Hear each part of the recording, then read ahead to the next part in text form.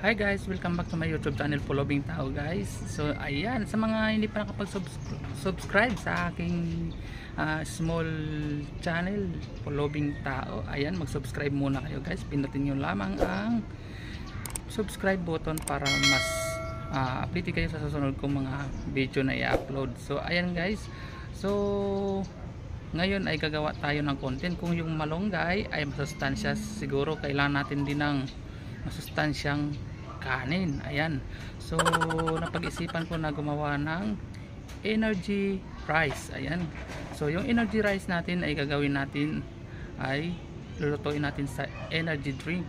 Tingnan natin yung magiging resulta. Ito lamang ay eksperimento at hindi po ito inirekomenda para gawin nyo, no?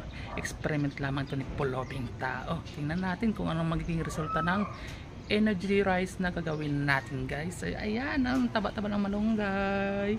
Kailangan natin ng chicken. Ayan, gawa na tayo ng energy rice. So ito na nga guys ang aking mga ingredients: Cobra energy drink at saka isang salop na bigas, no?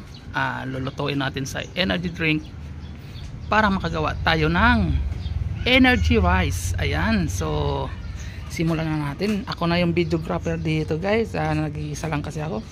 So simulan natin ito. Ilagay natin itong bigas, no, para mas maganda. Ayan, saglit. One hand lang to guys kasi ako yung cameraman eh.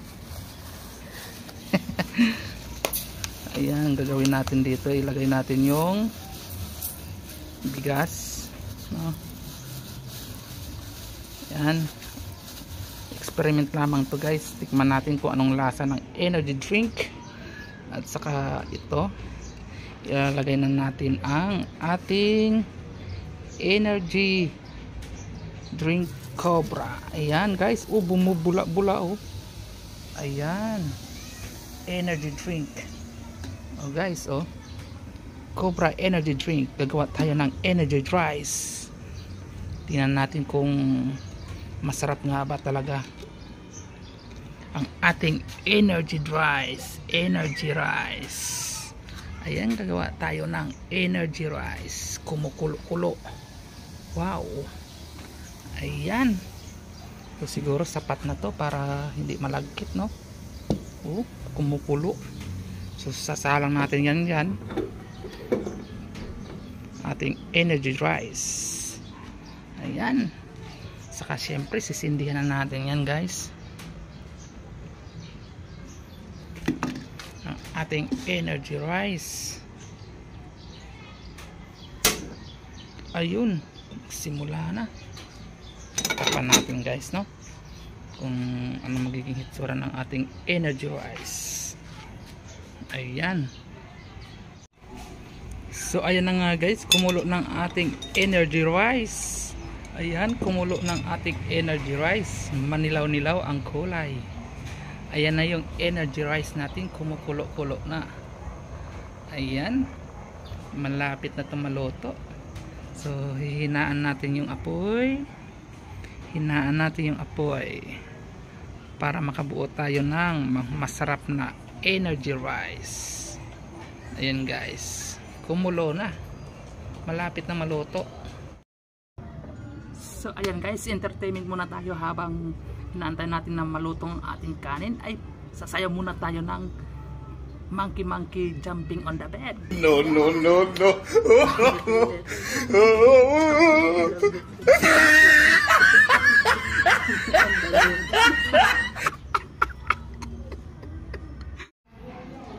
So ayan na nga guys, naluto na yung ating energy rice.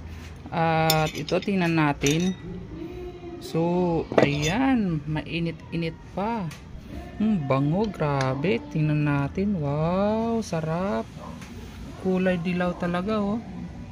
Manilaw-nilaw. Ayan, sarap, mukhang masarap guys. Ang bango. Para siyang ano, para siyang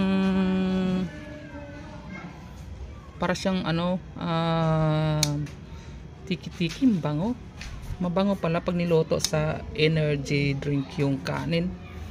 Ayan, no. Oh, Grabe oh, ang bango. So ayan ang bango guys. Wow. Ang bango. Ayan. Ito na guys yung resulta ng ating energy rice. So ayan, tikman natin yung ating energy rice. Ayan, yung energy rice natin. Ayan. So ayan na nga guys, natapos na natin luto ang ating energy rice at titikman nga natin. Ayan.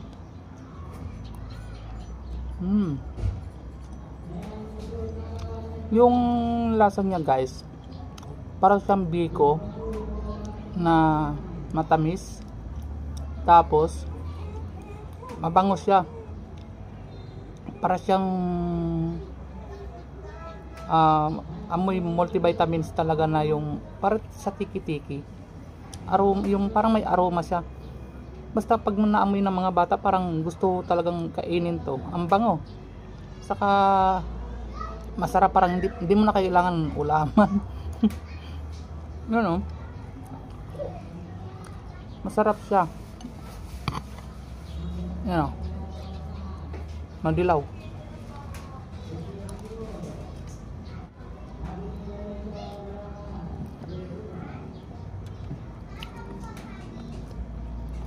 Mainit. Ayan. Masarap pala siya pag niluto sa energy drink. Pwede siyang gawin talagang iluto. Ayan o. Manilaw-nilaw. Madilaw. Ayan. Ang sarap kainin talaga lahat to. Hindi mo siya kailangan ng ng ulam kasi nga, matamis. Matamis yung niya, para siyang biko. So ayun guys, hanggang sa susunod kong video guys, no? Please subscribe my YouTube channel Pulubing Tao para mas updated kayo sa susunod kong mga video. So ayun, maraming salamat sa mga nanood, no? Init ng kanin pero ang sarap guys. Ubusin ko to. Ang sarap. Kakain muna ako. So ayan, bye bye muna guys. Thank you sa mga manonood, no? Bye bye.